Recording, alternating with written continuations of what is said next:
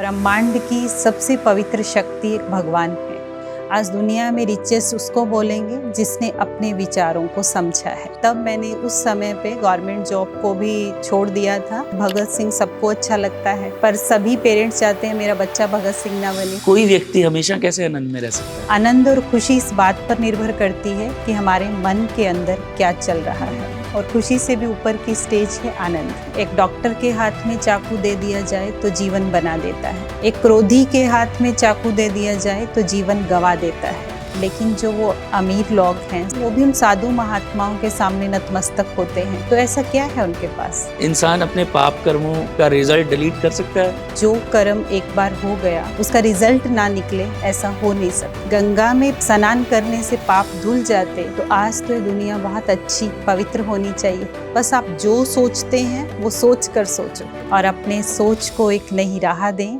कि कैसे हम पॉजिटिव सोचें। मैं पहले ही कहना चाहता हूं कि आप चैनल को अभी सब्सक्राइब कर लें और बेल आइकन को दबा लें, ताकि इस सीजन की सभी इंटरेस्टिंग वीडियोस आप तक पहुंचते रहें। चलिए आज आपको एक पॉजिटिविटी और स्पिरिचुअलिटी की एक मीठी डोज देते हैं। आज मैं आपके बीच उस इंसान को लेकर आया हूं जिसे पहली बार सुन के मेरे मन में अध्यात्म को जानने की चिंगारी जली थी। शायद आपके मन में भी आज इस पॉडकास्ट को देखने के बाद अध्यात्म की कोई ज्योति जले। आज हमारे साथ हैं ब्रह्मा कुमारी ईश्वरीय विश्वविद्यालय से बीके शिवानी दीदी। So let's begin the podcast.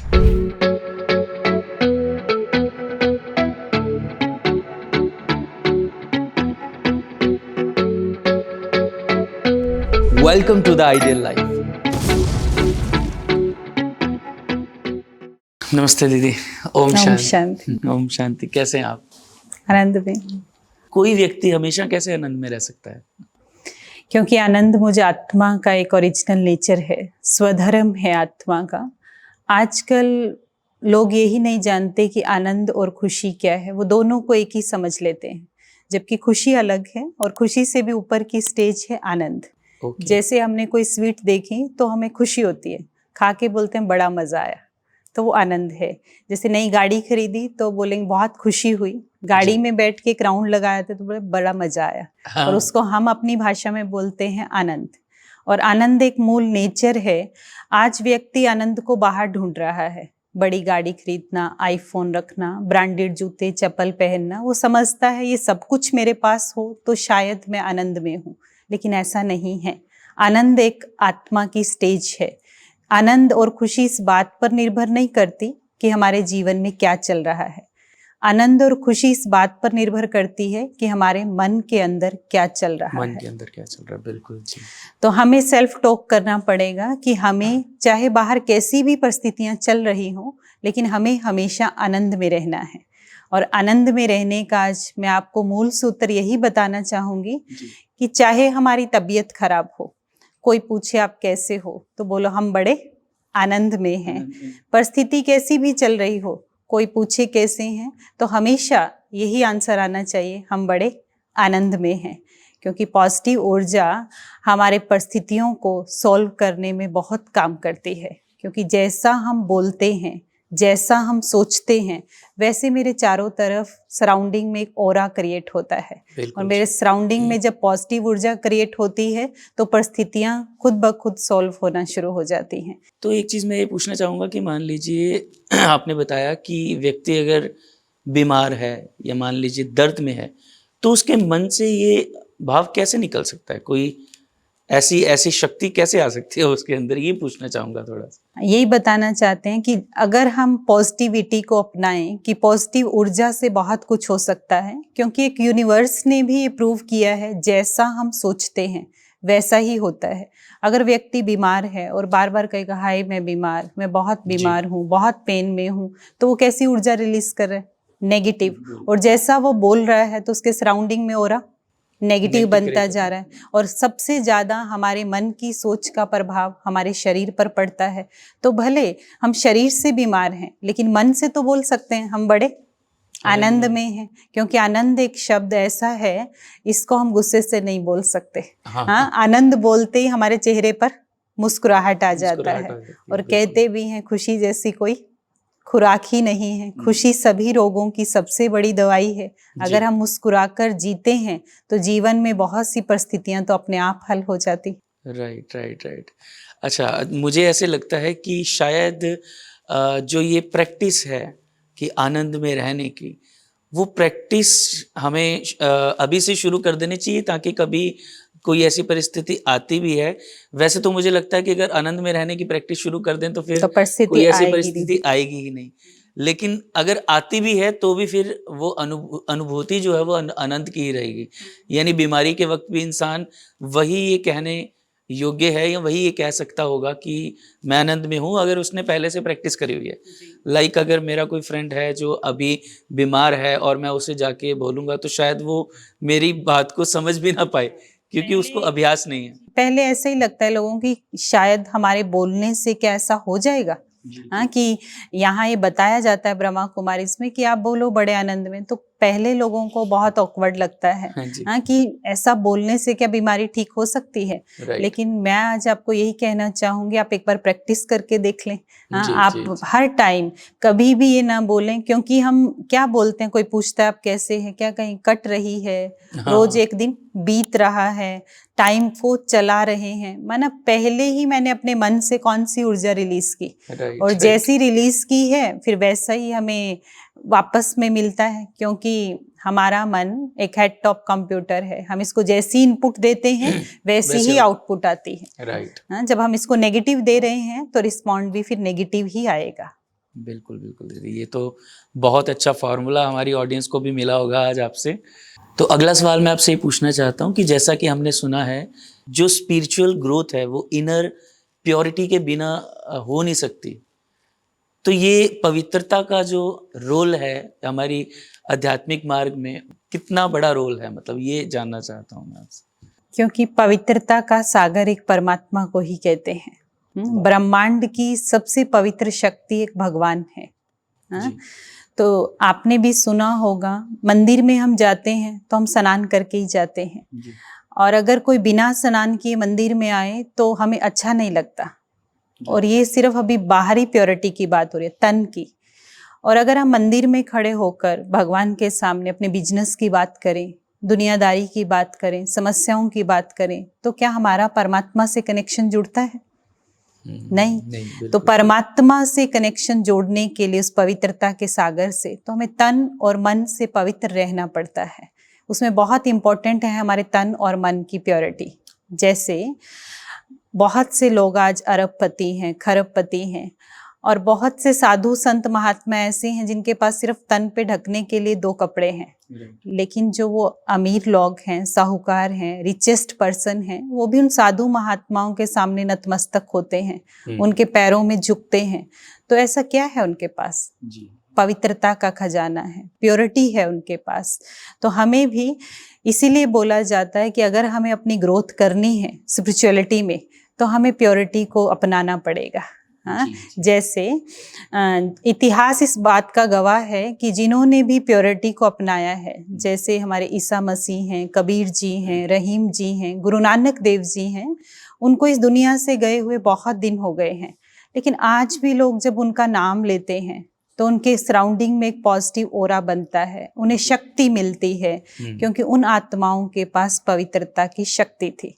और ब्रह्मा कुमारी इस मार्ग में बहुत गंभीरता से काम करती है कि हमें तन की भी पवित्रता चाहिए और मन की भी प्योरिटी चाहिए। बिना प्योरिटी के हम आध्यात्मिक क्षेत्र में आगे नहीं बढ़ सकते। ये तो आपने बहुत सही बताया प्योरिटी के बारे में, पवित्रता के बारे में। और एक हमने बहुत ज़्यादा ये चीज़ सुनी है कि ऐसा कर लो तो आपके पाप खत्म हो जाएंगे, ऐसा कर लो तो आपके पाप धुल जाएंगे, गंगा में नहाओ तो आपके पाप धुल जाएंगे। तो क्या इंसान अपने पाप कर्मों का रिजल्ट डिलीट कर सकता है अपनी लाइफ से? ऐसा है पॉसिबल कुछ? वैसे तो जो भी मंदिर, मस्जिद, गुरुद्वारे पवित्र स्थान बनाए हैं वो परमात्मा को याद करने के लिए बनाए हैं। फिर भी जहाँ तक आपने बात की पाप कर्मों की, एक है पाप करना, एक है पाप हो जाना। पाप हो जाना माना जानबूझकर किया गया पाप, पूरे होश हवास में किया गया पाप। एक है पाप हो गया। जो पाप हो गया है, अगर हम उसका रियलाइजेशन कर लेते हैं तो वो कम हो जाता है। पश्चाताप कर लेते हाँ, पश्चाताप कर लेते हैं, रियलाइजेशन कर लेते हैं। लेकिन आपने ये भी सुना है, जो कर्म एक बार हो गया वो रिजल्ट के बिना, उसका रिजल्ट ना निकले, ऐसा हो नहीं सकता। जैसे जो बीज डाल दिया वो पनपेगा जरूर।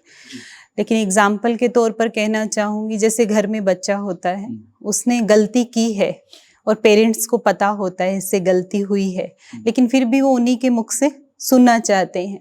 अगर बच्चा बहुत सच्चाई से पश्चाताप कर ले, रियलाइजेशन कर ले, हाँ मेरे से गलती से पाप कर्म हो गया है, तो फिर क्या होता है, उसको उसकी सजा पेरेंट्स पूरी देते हैं, कम देते कम देते हैं। या फिर उसको ये लगता है पेरेंट्स को कि बच्चे ने अगर रियलाइज कर लिया है तो माना अब ये सुधार की तरफ है।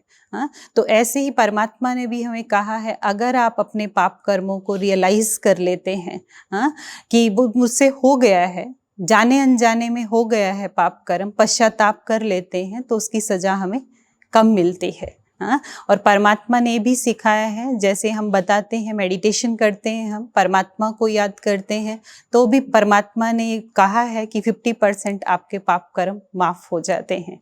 वैसे आपने तो देख ही रहे हैं, गंगा में भी स्नान करते हैं, फिर चाहे मक्का मदीना में चले जाएं, लेकिन अगर रियलाइजेशन नहीं है तो पाप नहीं धुलते हैं। और अगर गंगा में स्नान करने से पाप धुल जाते तो आज तो ये दुनिया बहुत अच्छी पवित्र होनी चाहिए। लेकिन हम वर्तमान समय देख रहे हैं, कलयुग में रहते हुए, कि दुनिया की तो हालत अपवित्र होती जा रही है। मुझे लगता है कि इस चीज का फायदा उठाया जा रहा है और ज्यादा। लोग पाप कर लेते हैं, सोचते हैं कि चलो पाप कर लेते हैं, बाद में धो आएंगे। मतलब इस कार्मिक थ्योरी को, हमारे कर्म की शक्ति को एक गलत तरह से इस्तेमाल किया जाता है। अच्छा, एक जैसे आपने बताया, ऐसा बहुत बार होता है कि ड्राइव कर रहे हैं, गाड़ी ड्राइव कर रहे हैं और आगे कोई जानवर आ गया, एकदम से उसको चोट लग गई, तो उस स्थिति में हमें क्या दुखी होना चाहिए कि मुझसे क्या हो गया, या फिर यही जो आपने बताया कि नहीं, पश्चाताप मैं कर लेता हूँ और मुझे कुछ ऐसा बुरा रिजल्ट नहीं मिलेगा? परमात्मा ने हमें बहुत अच्छी कार्मिक फिलॉसफी बताई है। जैसे आपने कहा, सामने से कोई जानवर आ जाता है, वो अचानक हुआ, हाँ, वो हमने जानबूझकर नहीं किया है, तो उस समय हम क्या कर सकते हैं, एक तो यही रियलाइज कर सकते हैं, दूसरा दुआएं दे सकते हैं। हमें अपने सर से अगर पाप कर्मों का बोझा उतारना है, क्योंकि सिर्फ इस प्रेजेंट जन्म का नहीं है, पीछे बहुत से जन्मों का हमारे पास कार्मिक अकाउंट है, तो या तो वो मेडिटेशन से चुकतू कर सकते हैं, या परमात्मा ने बहुत अच्छा तरीका बताया है दुआएं देना। हाँ, कि हम 1 सेकेंड 30 सेकेंड रुकें, दुआएं दें उनको, ताकि वो बोझ हमारे ऊपर ना आए। या फिर जिस तरह से भी हम हेल्प कर सकते हैं उसकी, इसी हेल्प तरह कर से भी सकते अगर उसे चोट सामाजिक तौर पर, फिजिकल तौर पर जो हम हेल्प कर सकते हैं वो कर सकते हैं, लेकिन मन से। कई बार ऐसा होता है, हम रुक भी नहीं पाते ऑन रोड, हाँ, हमें जाना होता है, कुछ रूल रेगुलेशन ऐसी होती हैं, तो ऐसे समय में हम उनको मन से दुआएं दे सकते हैं, मन से माफ़ी मांग सकते हैं, तो ये बताया गया है। जी दीदी, ये तो आपने बहुत सही चीज़ बताई, और मुझे ऐसा लगता है कि शायद एक बारिश में छतरी भी मिल जाए तो इंसान को काफ़ी बचाव हो जाता है। तो इसी तरह अगर हम पश्चाताप कर लेते हैं, दिल से एक्सेप्ट कर लेते हैं कि हमसे पाप हो गया, तो शायद हमें छतरी तो मिल ही जाएगी, और कर्मों के जो रिजल्ट हैं वो अगर आएंगे भी तो उतने नहीं आएंगे जितने 50% माफ हो जाएंगे। जी जी जी, बिल्कुल। तो एक सवाल जो हम अपने हर एक गेस्ट से पूछते ही हैं, हर एक इंसान के जीवन में कोई ना कोई एक ऐसी घटना हुई होती है जिससे उसे कोई बहुत बड़ा लेसन मिलता है लाइफ में। तो आपके जीवन की कोई ऐसी घटना जिसने आपको बहुत बड़ा लेसन दिया हो? हाँ, ऐसी घटना है कि शुरू से ईश्वरीय मार्ग पे तो चलते थे, लेकिन जैसे ही पढ़ाई पूरी हुई, कंप्लीट की, तो एक मन में एक जिज्ञासा थी या एक एम था कि कुछ विशेष करके दिखाना है, कुछ विशेष बनना है।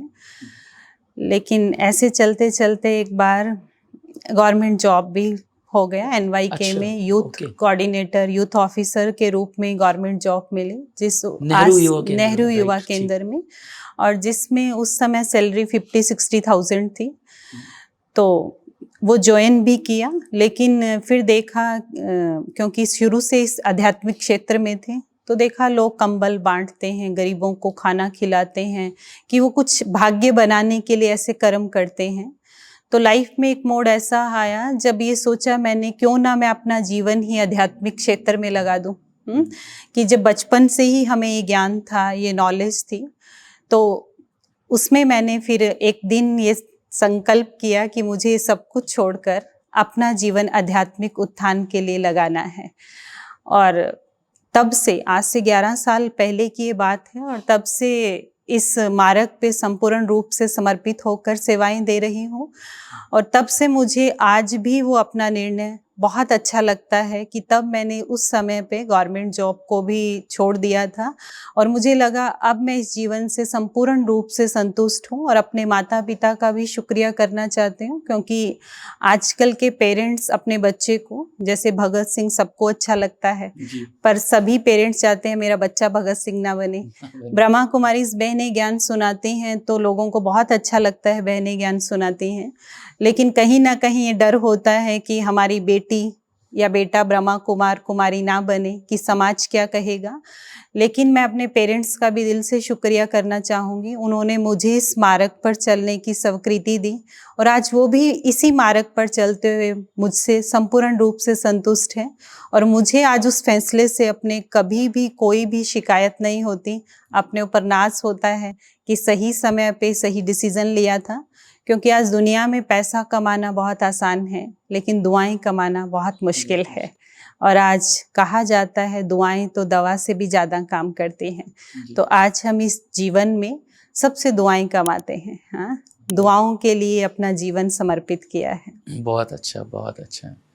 जो हमारी आज की सारी चर्चा हुई वो वैसे तो बहुत बड़ा टिप है लोगों के जीवन के लिए, लेकिन फिर भी मैं आपसे ये पूछना चाहूँगा कि जैसे सुबह जल्दी उठना, टाइम पे खाना खाना, टाइम पे सोना, इस तरह की आदतें तो चलिए सभी जानते हैं, फॉलो करते हैं या नहीं करते वो तो सबकी अपनी अपनी मर्जी है, लेकिन कोई ऐसी आदत या कोई ऐसी टिप जो इंसान को अपने जीवन में लानी चाहिए जो ज़्यादा मुश्किल भी ना हो?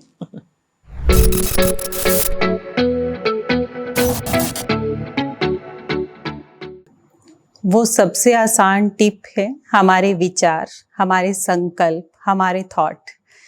क्योंकि विचार एक चाकू का काम करते हैं। जैसे एक डॉक्टर के हाथ में चाकू दे दिया जाए तो जीवन बना देता है, एक क्रोधी के हाथ में चाकू दे दिया जाए तो जीवन गंवा देता है। तो हमारे जीवन में सबसे बड़ी अगर कोई शक्ति है वो संकल्प शक्ति है। जैसा हम सोचते हैं हमारे साथ वैसा ही होता है। आज आप देखो, किसी व्यक्ति ने उड़ते हुए पक्षी को देखा तो एरोप्लेन बना दिया। तो क्या था उसके पास? संकल्प शक्ति। आज इंसान ने सब कुछ देख लिया, साइंस ने आज हमारी लाइफ को बहुत ही कंफर्टेबल बना दिया है, लेकिन आज वही वैज्ञानिक अपने मन को नहीं समझ पा रहा है, ये नहीं समझ पा रहा है कि मेरे पास बहुत बड़ी शक्ति है, वो संकल्प शक्ति। गोभी का फूल नहीं है, हम इसको यूज नहीं करते हैं। हाँ? आज जिन्होंने इंटरनेट बनाया उन्होंने भी अपनी 1 to 6% शक्ति का यूज किया है। तो हम पूरा दिन में अपनी माइंड पावर का यूज ही नहीं करते। और सबसे आसान तरीका है, बस आप जो सोचते हैं वो सोच कर सोचो। आप राइट सोचेंगे तो राइट हो जाएगा, रोंग सोचेंगे तो रोंग हो जाएगा। और ब्रह्मा कुमारीज में यही सिखाया जाता है कि हम अपने सोच से अपने जीवन को बदल सकते हैं, अपने वायुमंडल को, एनवायरनमेंट को बदल सकते हैं। तो ब्रह्मा कुमारीज में 7 डेज का राजयोग कोर्स कराया जाता है, जिसमें हाईली पॉजिटिविटी सिखाई जाती है कि हम अपने सोच से अपने जीवन को, परिवार को, संसार को, विश्व को बदल सकते हैं। तो मैं चाहूँगी कि ये तो सभी में आदतें होती हैं, जल्दी सोना, उठना, लेकिन अगर हम अपनी विचार शक्ति पर भी अटेंशन देंगे तो हम बहुत कुछ कर सकते हैं। क्योंकि सबसे पावरफुल है हमारे थॉट। और हम समझ नहीं पाते हैं, पूरा दिन भर में हमारे 60 to 70 थॉट क्रिएट होते हैं। 1 मिनट में हमारा मन 35 या 40 बार सोचता है। हम कभी ध्यान ही नहीं देते कि हम अपना सबसे बड़ा खजाना है जो संकल्पों का खजाना, वो कितना वेस्ट करते हैं। तो हमारी सबसे अमूल्य पूंजी, आज वो साहूकार नहीं है जिसके पास बहुत पैसा है। आज दुनिया में रिचेस्ट उसको बोलेंगे जिसने अपने विचारों को समझा है। बिल्कुल जी। अच्छा, एक चीज़ दीदी, मैं आपने जैसे बोला कि सोचकर सोचिए। तो क्या ये हमारे लिए संभव है कि जो हमारे विचार आ रहे हैं, कभी कभी हम चाहते नहीं है वैसा सोचना, लेकिन वो विचार आ रहे हैं, कोई नकारात्मक नेगेटिव थॉट आ रहा है, तो वो कैसे कंट्रोल होगा? या फिर पॉजिटिविटी की प्रैक्टिस अपने आप मतलब हमें कंट्रोल करवाएगी? यहाँ पे बताया जाता है कि आत्मा मन की मालिक है। आज हमसे कहीं ना कहीं गलती ये हो गई है, हमने अपने मन को अपना मालिक बना लिया है। इसलिए जो हमारा मन कहता है वही करते हैं। लेकिन हमें बार बार अपने आप को ये याद दिलाना पड़ता है कि मैं आत्मा मन की मालिक हूँ। मैं जो थॉट दूँ मेरा मन वही थॉट क्रिएट करे। और ये बहुत हमारा एक रूटीन बन जाता है। जब हम मेडिटेशन करते हैं तो हमारे थॉट की स्पीड वैसे ही स्लो हो जाती है। जो भी बताया कि 1 मिनट में 35 या 40 चलते हैं, लेकिन जब हम मेडिटेशन करते हैं तो हमारे थॉट की स्पीड 10 to 12 रह जाती है। हाँ, क्योंकि माइंड अपने आप ही बहुत स्मूथली चलता है। अभी तो हमारा अपने माइंड पे कंट्रोल ही नहीं है। आंखें जिसको भी देखती हैं, आंखों के देखते ही हमारे कितने सारे थॉट क्रिएट हो जाते हैं, क्या, क्यों, कैसे, क्योंकि हमारे पास हमारे मन की लगाम नहीं है। और मेडिटेशन में सबसे पहले ये सिखाया जाता है कि मैं मन की मालिक आत्मा हूँ। मैं अपने मन को जैसे चलाऊं, मन वैसे कार्य करे। जैसे दुनिया में भी कहा जाता है, नौकर को ज्यादा सर नहीं चढ़ाना चाहिए। हमने अपने मन रूपी नौकर को ज्यादा ही सर चढ़ा रखा है। वो कुछ भी थॉट क्रिएट करता है और फिर हम उसको वही है, पहले उस थॉट को क्रिएट करते हैं, फिर उसको पालना करते हैं। पालना करना माना क्यों, क्या, कब, कैसे, ये क्यों की सीरीज लग जाती है। और ऐसे उल्टा बढ़ ही जाती है वो थॉट। जैसे बच्चा बाहर गया हुआ है, लेट हो गया, तो माँ के मन में बार बार यही ख्याल सबसे पहले नेगेटिव थॉट आते हैं कि कुछ हो तो नहीं गया, या क्यों नहीं आया, इतनी देर क्यों कर दी। और जैसा हम सोचते हैं, जो पहले भी बताया, वैसा ही हो जाएगा। इसलिए हमें कभी भी नेगेटिव थॉट क्रिएट नहीं करना चाहिए, क्योंकि ये तो यूनिवर्स ने भी कहा, जैसा सोचेंगे वैसा हो जाएगा। इसलिए सबसे ज़्यादा हमें अटेंशन अपने थॉट पर रखनी चाहिए। एग्जाम्पल के तौर पे, जैसे घर में कई बार कुछ बहनें ऐसा थॉट क्रिएट करती हैं, ऐसा लग रहा है कुछ होने वाला है, आज जी घबरा रहा है, मन घबरा रहा है, ऐसा लग रहा है कुछ होने वाला है, और दिन में ये थॉट 3-4 बार रिपीट कर देते हैं, और शाम तक कोई ना कोई नेगेटिव न्यूज़ आ जाती है। फिर बहुत फोर्सफुली कहते हैं, मैं बोल रही थी ना सुबह से, तभी तो ऐसा हुआ। लेकिन आज मैं आपको यही कहना चाहूंगी, अगर हम आज से लेके कल तक भी बोलें, कुछ अच्छा होने वाला है, कुछ गुड न्यूज़ आने वाली है, 100% श्योरिटी है, कुछ ना कुछ अच्छी न्यूज़ आएगी। क्योंकि हम जो सोच रहे हैं हमें वैसा ही मिल रहा है। इसलिए सबसे आसान तरीका जो आपने पूछा है, तो वो है हमारी विचार शक्ति। और अगर आप अपने विचारों को पॉजिटिव बनाना चाहते हैं, तो हम ब्रह्मा कुमारी इस परिवार में आपका वेलकम करते हैं। जरूर आएं और अपने सोच को एक नई राह दें कि कैसे हम पॉजिटिव सोचें। जी दीदी, बहुत बहुत धन्यवाद। आज की हमारी जो सारी डिस्कशन है वो हमारे ऑडियंस के बहुत काम की है और बहुत वैल्यू करती है। तो बहुत बहुत शुक्रिया आपका, धन्यवाद। ओम शांति। ओम शांति। तो इस एपिसोड के एंड में हम आपको एक टोकन ऑफ ग्रेटिट्यूड देना चाहते हैं।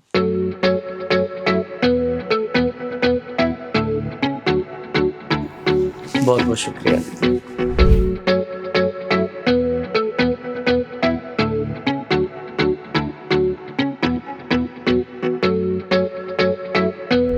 Welcome to the ideal life.